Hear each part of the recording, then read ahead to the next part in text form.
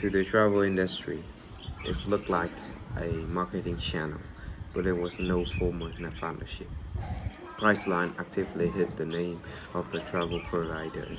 The business model was brilliant, using internet to create real-time blind auction of extra travel industry capacity such as empty hotel rooms and airline seat. Technically, Priceline was an online auctioneer. At that time, there was no market for unbranded travel. The business model challenge is deceptively simple. Great business model work because of the elements are aligned in support of the value creation progress. But even that alignment may not be obvious. Consider Southwest Airlines, the precursor to low-cost air carriers around the world. Nearly everything about Southwest's business model had designed to minimize cost.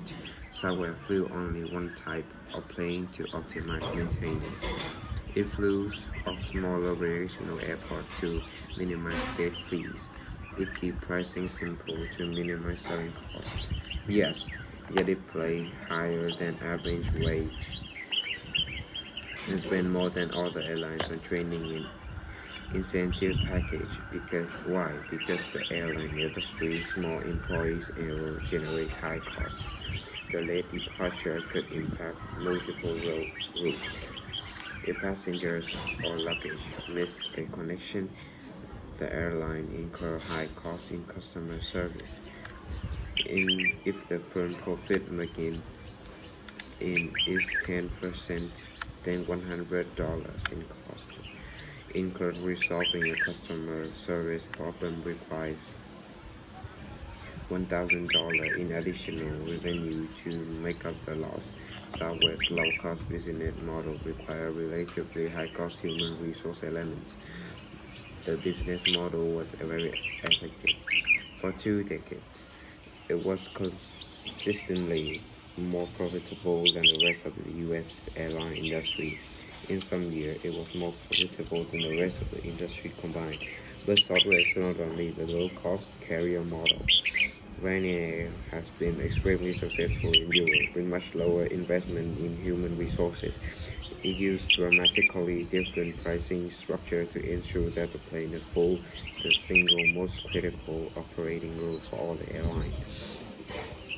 Southwest generally is seen as a great company to work with great customer service. Ryanair is careful regularly for poor service and will repeatedly fined by the various government authorize the customer service problem. Both low-cost carriers are predictable and growing. In other words, business models are complicated, but not brutal. Do and don'ts. Do use business analysis to think about organizations are designed to create value. Don't be fooled by the apparent simplicity of high-level description of business models of large organizations. The higher up the organization and the more complex the product service mix, it's more likely that multiple business model in play. Large companies that appear to use the same business model may have dramatically different elements working under the surface, creating and capturing value. Before we go